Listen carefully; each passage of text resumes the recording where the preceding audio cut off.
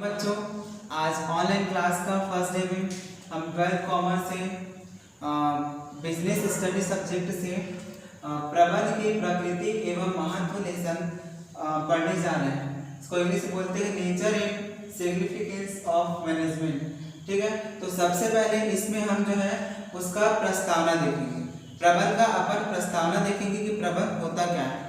तो आधुनिक युग में आधुनिक युग औद्योगिक का युग है, वर्तमान युग व्यवसाय का युग है और व्यवसाय करने के लिए सबसे पहले अपने को मैनेजमेंट करना जरूरी होता है। बिना प्रबंध किए अपन कोई भी व्यवसाय को आगे नहीं बढ़ा सकते। व्यवसाय अगर करना है तो उसके पहले अपने को उसके बारे में पूरा अनुमान लगाना है कि अपने को एक व्यवसाय में कितने कर्मचारी की आवश्यकता पड़ेगी और उस कर्मचारी की योग्यता क्या होगी। ये सभी चीज़ के बारे में अपने को सबसे पहले व्यवस्था करनी पड़ती है। व्यवसाय चाहे छोटा हो या बड़ा हो, शासकीय हो या अर्ध शासकीय हो, सभी व्यवसाय के लिए अपने को सबसे पहले उसका प्रबंध करना पड़ता है। तो ये हो गया इसका प्रबंध का प्रस्तावना हो गया। अब अपन इसमें देखेंगे प्रबंध का अर्थ। तो प्रबंध का अर्थ तो देखा जाए तो सामान्य अर्थ में प्रबंध का अर्थ होता है दूसरों से कार्य लेने की कला। प्रबंध यानी दूसरे से अपन क्या कराते हैं, काम कराते हैं। ठीक है, प्रबंध का सामान्य अर्थ होता है दूसरों से काम कराने की कला। ठीक है, हम प्रबंध करते हैं लेकिन प्रबंध किसके लिए करते हैं, दूसरों से काम कराने के लिए, क्योंकि अपने को लक्ष्य रहता है और उस लक्ष्य को हम जो है प्रबंध के बिना प्राप्त नहीं कर सकते। तो वो तो हो गया आपका सामान्य अर्थ। हम देखते हैं प्रबंध शब्द अंग्रेजी भाषा के मैनेजमेंट शब्द से लिया गया है।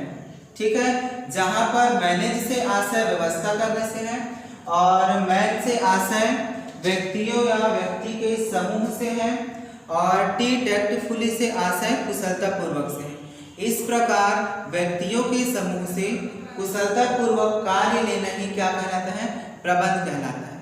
ठीक है, तो ये हो गया आपका प्रबंध का अर्थ। उसके बाद देखेंगे प्रबंध की विशेषताएं। तो प्रबंध की विशेषताएं के अंतर्गत सबसे पहला होता है प्रबंध एक विशिष्ट प्रक्रिया है। प्रक्रिया के अंतर्गत आपका दो होता है, एक सामान्य होता है और दूसरा विशिष्ट होता है। सामान्य के अंतर्गत अपन उसको नॉर्मली कार्य कराते हैं, लेकिन विशिष्ट के अंतर्गत अगर देखा जाए तो विशिष्ट के अंतर्गत आपका नियोजन, संगठन, निर्देशन, नियंत्रण और संचालन होता है और इन सभी क्रियाओं में आपसी सहयोग एवं समन्वय स्थापित कर कार्य को संपन्न कराते हैं। इसलिए प्रबंध क्या है, एक विशिष्ट प्रक्रिया है। दूसरा आता है प्रबंध एक उद्देश्यपूर्ण प्रक्रिया है। प्रबंध एक उद्देश्यपूर्ण प्रक्रिया के अंतर्गत हम ये देखते हैं कि कोई भी प्रबंध हम उद्देश्य को प्राप्त करने के लिए ही करते हैं और उद्देश्य को प्राप्त करने के लिए अपने को प्रबंध बनाना पड़ता है और उसी प्रबंध के अनुसार कार्य संपन्न करते हैं, जिससे हम अपने उद्देश्य को आसानी से प्राप्त करते हैं। तीसरा होता है आपका प्रबंध एक सतत प्रक्रिया है।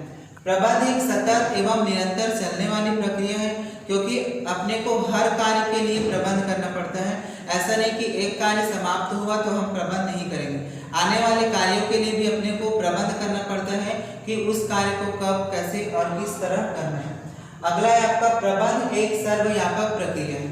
सर्वव्यापक का मतलब होता है सभी जगह। प्रबंध एक सर्वव्यापक प्रक्रिया है।